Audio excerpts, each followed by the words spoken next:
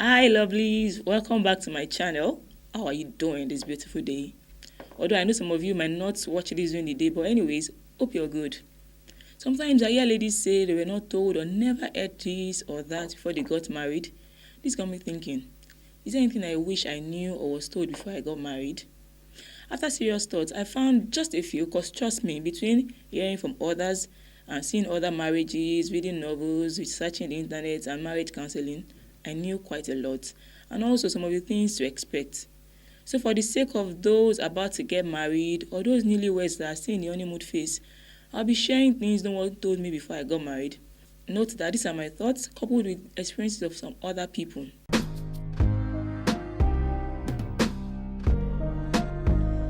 So he has proposed and you are super excited and already on the path of wedding preparation. But let me ask you a big question. Are you prepared emotionally, psychologically, and mentally for what marriage entails? After the wedding day paparazzi, are you really ready for the real deal, the marriage? Let me cut it here. I hope you know there's a difference between wedding and marriage. In case you don't know, wedding is that ceremony you are preparing for where you and your fiancé will be joined together as husband and wife, while marriage is a long-term relationship both of you will be sharing after the wedding. Now back to my point. Aside the financial preparation, what the guests will eat, what you as a couple will wear, hiring vendors, and probably an event planner, ashwebi, reception venue, honeymoon location, and every other thing wedding preparation entails, you need to be adequately prepared for what to expect when you are getting married. Because after the excitement of the wedding vows, your life as a married couple truly begins, and not to scare you, married life is not always a piece of cake. Another truth is that knowledge of some of these things doesn't prepare you enough for when reality dawns on you. But at least you know better than if you were ignorant. I'll start with the intimacy part. Our parents, especially our mothers, tell us right from the time we became wise enough to understand what they meant. Keep yourself for your future husband though, be moral though, and so on. But no one tells you what to do intimately when you eventually get married. Well, except you want to count what was taught in biology, but even that doesn't do justice to it enough. You are expected to just know it automatically when you get there. But for some of us, thanks to novels like Harley Quinn, Mills and Bones, we caught a big hint of what to expect. And for others, the internet is truly a storage of knowledge.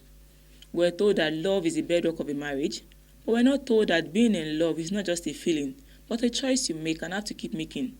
We're also not told that it's okay to not always like each other, but you have to choose to love your spouse every day, even when you don't like them very much, because truthfully, some days your spouse will be totally unlikable, not to talk of lovable, but you just have to make the choice to still love him.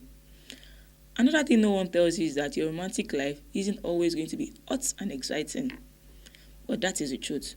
When you are dating, the fireworks are sparkling, and you cannot help but imagine that marriage will be better.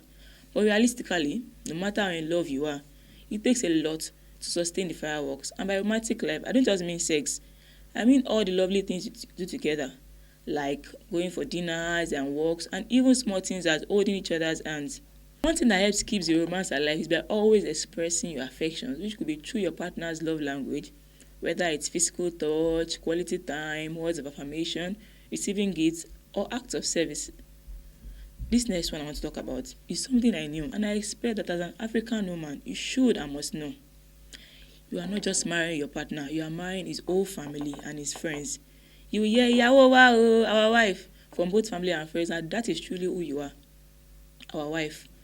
Yes, marriage is a union of husband and wife, and it should be about the two of you. But my sister, you cannot push aside his family, just as I think you don't expect him to override your family. You have to learn their ways, which could be sometimes very challenging, especially if it is different from what you are used to. But it must be done. And some extended family, I zip my mouth. But in all, you both need to set boundaries within yours and his family, which must be respected. Let me quickly add one here. Money will cause problem if you don't talk about it before marriage, or now if you've never talked about it. You might be a saver while your partner may be a spender. If you guys don't talk about it now and find a level ground, that may just be a disaster waiting to happen. Another money issue is whether you'll be operating a joint account or everyone minds their own account. Now, no one told me that there is something called childhood baggage and that it doesn't go away. From handling conflicts and emotions to some traditions, remember that you are both coming from different backgrounds, So when this time comes, you need to work through it together while not giving excuses for your partner's behavior, especially if it is a constant factor. We are also told that you will have to compromise on some things, but no one will tell you how much compromise you will have to make. So brace up for the journey ahead. Now, marriage is usually a union of two adults, but no one tells you how annoying it will be to pick up after your spouse. From clothes, to shoes, to books, stationaries, and for some, it could be as disgusting as cleaning up after your spouse. But be ready. You are marrying the good, the bad, and the ugly. Everything about your spouse. The key to dealing with this is learning to agree to disagree and knowing that your partner is unique in his own special way. Another important one you may not hear is that you will get jealous at one time or the other. But it's how you deal with it that matters. You think jealousy will end just as the wedding is kicking off. After all, among all the ladies, you caught the big fish. But reality is that even with marriage, there is probability that others will flirt with him. Some harmless, while others flirt to catch. After all, a married woman will carry belly. Guys still dey rush am.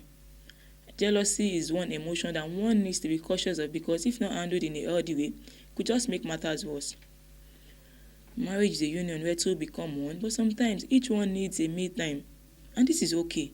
Remember that as much as two has become one, each person is still a separate being with different interests. Having a me time once in a while is not wrong, and you should not feel guilty about it because it's time to reflect, but watch it when it becomes too frequent. We've been told and have seen that no matter the problem you are going through in your marriage, you must work it out. We're not told, and most of us don't know, that counseling is actually not a bad thing. There's a stigma that comes with getting help for your marriage, but this shouldn't be. Getting help means you want the best for your marriage, you want it to work. So if and when this time arises, don't hesitate to seek help, especially when you and your spouse have been trying to work it out and it just isn't working. Whenever there is a problem, make sure you talk about it. But silence is just as important as conversation. Everyone says that communication is very important in marriage, but always remember this: speech is silver, but silence is golden. This simply means that you need to be wise enough to know when to be silent. That's just all some situations require. Silence is also a time to calmly think of a response or wait for the situation at hand. Silence shouldn't last for too long, so it doesn't become uncomfortable. Comfortable silence should be enjoyed, while painful silence must be resolved as soon as possible. You are the love of my life, but you're not told that you will still be attracted to other men. There are many handsome and attractive men out there, and God has blessed you with eyes to see. And some of these men are single and ready to mingle, but be careful. If you must look, just look once, and eyes right. Look away. That second look may end up hurting you. In essence, just appreciate the goodness of God and His wonderful creativity and continue to mind your own business. Do you know that changing and not changing your last name is a big deal? In changing your name, you have to go through a lot of official processes, but the major change is dropping a name that you are so much attached to.